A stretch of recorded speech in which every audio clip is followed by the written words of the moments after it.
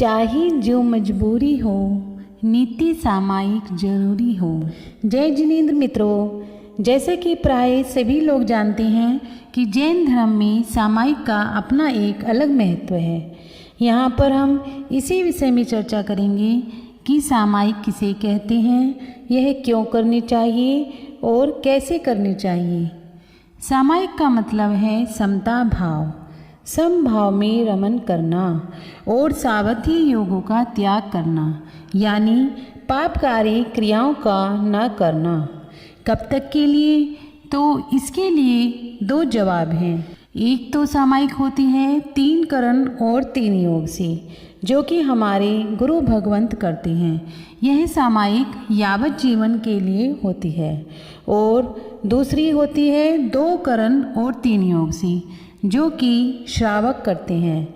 यह कम से कम यानी जघन्य अंतर्मुहूर्त की होती है और अधिक हम कितनी भी कर सकते हैं अपनी क्षमता के अनुसार। अब तीसरा क्वेश्चन है कि इसको करने की विधि क्या है। तो इसको भी हम 2 तरह से करते हैं।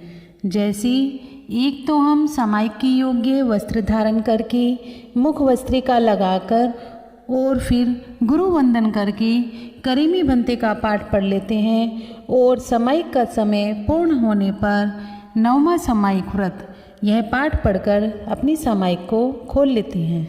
लेकिन ऐसा करने से हमारी सामायिक तो हो जाती है, पर वह पूर्ण शुद्ध नहीं मानी जाती। क्यों? क्योंकि पूरी शुद्ध सामायिक तभी होती है जब हम इसको विधि पूर्वक लेते हैं और समय पूर्ण होने पर विधि पूर्वक ही खोलते हैं। अब इसकी विधि है क्या? तो विधि पूर्वक सामायिक के लिए पहले हमें इसकी जो 9 पाठ हैं उनको याद करना जरूरी है। वैसे तो अधिकतर भाई बहनों को ये पाठ याद भी होते हैं, लेकिन जिनको याद नहीं हैं या फिर जिनको अशुद्ध याद हैं या जो याद करना चाहते हैं लेकिन उनको उच्चारण करना नहीं आता, तो उन सब के लिए मैं कुछ वीडियो के माध्यम से इन पाठों का उच्चारण अर्थ सहित करूंगी, जिससे सभी भाई बहन जो कि सामायिक का पाठ याद करने के इच्छुक हैं वो इन्हें याद करें और अपनी शुद्ध विधि पूर्वक सामायिक करें। एक सामायिक करने से हमारे अनंत पाप कर्मों का क्षय होता है। हमारे आगमों में भी पुण्य श्रावक की एक कथा प्रचलित है कि भगवान ने राजा श्रेणिक को कहा था कि यदि तुम पुण्य श्रावक की एक सामायिक को खरीद लो तो तुम नरक में जाने से बच सकते हो। पर पुण्य श्रावक की एक सामायिक का मोल भी राजा श्रेणिक देने में समर्थ नहीं था, क्योंकि सामायिक तो एक ऐसा अनमोल रत्न है जिसका कोई मोल नहीं है। पर वह सामायिक कैसी होनी चाहिए? बिल्कुल शुद्ध और विधि पूर्वक सामायिक हो, तभी यह बात अपना महत्व रखती है। तो सामायिक की विधि को बताने से पहले मैं सामायिक के 9 पाठों में से प्रथम पाठ का उच्चारण इसमें करूँगी। इसका प्रथम पाठ है नवकार सूत्र या नमस्कार सूत्र। इस पाठ से सभी लोग अच्छी तरह से परिचित हैं। आइए इसका उच्चारण करते हैं। नमो अरिहंताणं, नमो सिद्धाणं, नमो आयर्याणं, नमो वज्रायानं, नमो लोये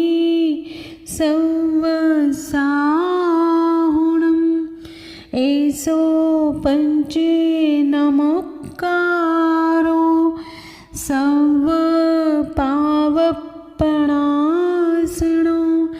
मंगलानं च सव्येसिं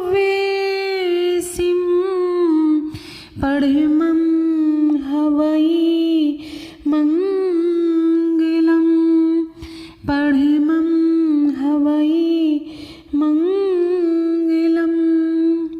तो आइए इसका अब अर्थ देखते हैं।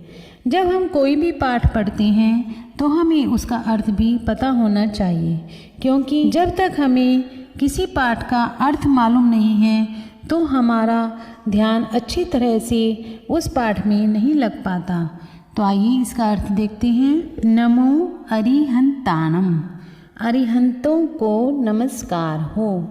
नमो सिद्धाणम, सिद्धों को नमस्कार हो।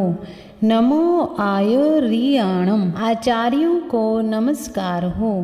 नमो उपाध्यायाणम, उपाध्यायों को नमस्कार हो। नमो लोई सव्वसाहुणम, लोक में सब साधुओं को नमस्कार हो।